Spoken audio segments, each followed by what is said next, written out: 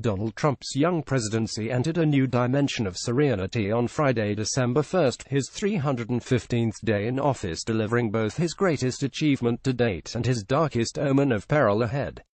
At the very moment the Senate was poised to pass a $1.5 trillion tax cut bill, a big step toward Trump's first major legislative victory, word came that his former National Security Advisor, Michael Flynn, had pleaded guilty to a single count of lying to the FBI. The development was read across Washington to mean that Special Counsel Robert Mueller III likely has a bigger target in his sights, and that Flynn has agreed to provide the evidence that could help him make the case. Adding to that speculation was Flynn's stipulation in court documents that a very senior member of the presidential transition team directed Flynn to contact officials from foreign governments, including Russia.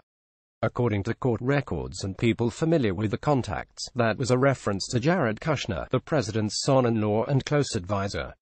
Like a Greek chorus appearing from the wings came a tweet by James Comey, the FBI director who was fired in February after Trump allegedly asked Comey to let his former national security advisor off the hook.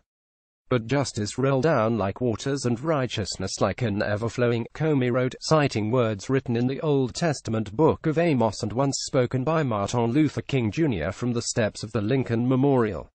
But justice rolled down like waters and righteousness like an ever-flowing, Amos chapter 524 https://t.q89 Sci1 ib James Comey at Comey December 1, 2017. Within Trump's orbit, there was concern Friday about how the president will react to Flynn's plea agreement, with what one advisor worried there would be a freakout.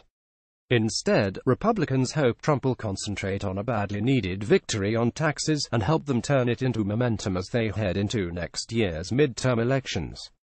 The enactment of a comprehensive overhaul complete with a lower corporate tax rate will ignite our economy with levels of growth not seen in generations, the president tweeted as the bill moved toward Senate passage. It still faces reconciliation with a measure already approved by the House.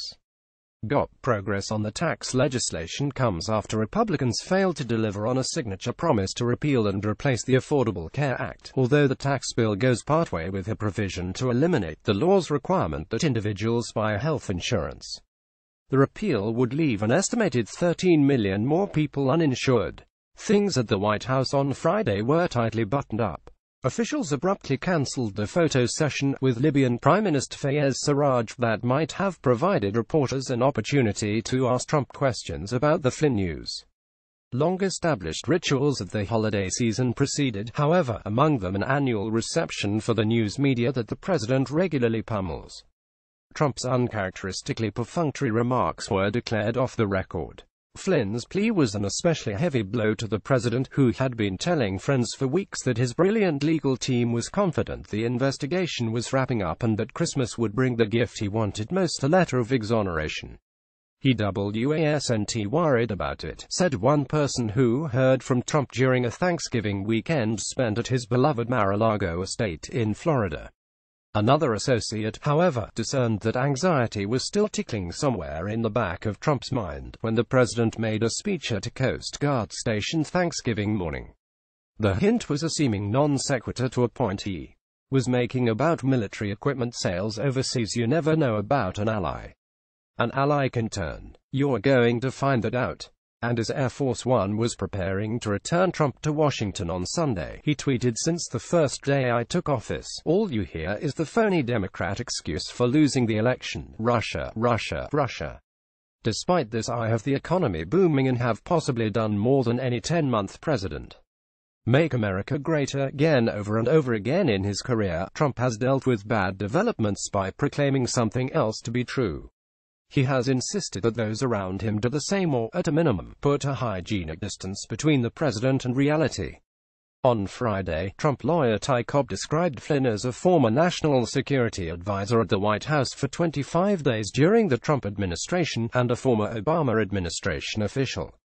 Former Trump National Security Advisor Michael Flynn leaves federal court in Washington on Friday, December 1, 2017, after pleading guilty to making false statements to the FBI, the first Trump White House official to make a guilty plea so far in a wide-ranging investigation led by Special Counsel Robert Mueller.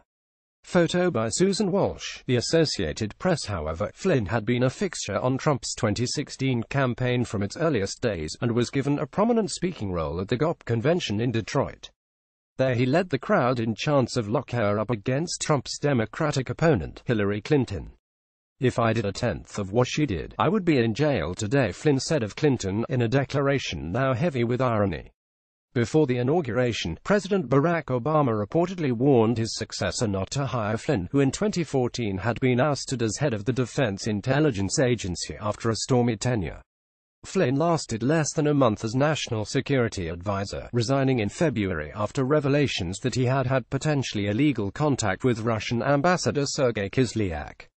But Trump continued to defend him, saying at a news conference the day after Flynn's departure, "General Flynn is a wonderful man. I think he's being treated very, very unfairly by the media, as I call it, the fake media, in many cases. And I think it's really a sad thing that he was treated so badly." Trump has reached a delicate moment that would seem to call for discipline and focus. "The really smart presidents just float above it," presidential historian Douglas Brinkley said. When things were going roughly for Franklin Roosevelt, he would disappear, for instance, taking a 24-day cruise to the Galapagos during the recession and rocky midterm election season in 1938. At low points, Ronald Reagan would simply turn off the television and quit reading the newspaper until things turned around. It is hard, however, to imagine Trump doing that. If anything, pressure seems to make him even more obsessive about everything that is said about him in the media by his critics. And the timing of Flynn's plea on the very day that the tax bill was moving out of the Senate might well feed his penchant for conspiracy theories. And Trump has long had difficulties letting go of grievances. Moreover, the convergence of positive and negative developments comes at the end of a week in which his behavior has been outside the norm, even by his standards. He disseminated on social media 3 inflammatory and verified anti-Muslim videos produced by an ultranationalist British fringe group, drawing a rebuke from Prime Minister Theresa May. Trump replied to May on Twitter, "Don't focus on me, focus on the destructive radical Islamic terrorism that is taking place within the United Kingdom. We are doing just fine at a ceremony honoring Navajo heroes from World War II. He interrupted his tribute to take a jab at one of his favorite antagonists, Sen. Elizabeth Warren, D-Mass. "We have a representative in Congress who has been here a long time, longer than you. They call her Pocahontas." His comment was a reference to a controversy that occurred during her 2012 Senate campaign over the fact that she claims Native American heritage but cannot document it. And on Friday, Trump denied reports, confirmed by his own advisors, that he is readying plans to get rid of Secretary of State Rex Tillerson. Trump tweeted, "The media has been speculating that I fired Rex Tillerson, that he would be leaving soon. Fake news. He's not leaving, and while we disagree on certain subjects, I call the final shots. We work well together and America is highly respected." Again, Brinkley said of Trump, "He has no Zen mode. He's simply a person marching on roads of bones in warrior mode." Analysis by Karen Tumulty with contributions from Josh Dorsey and Philip Racker.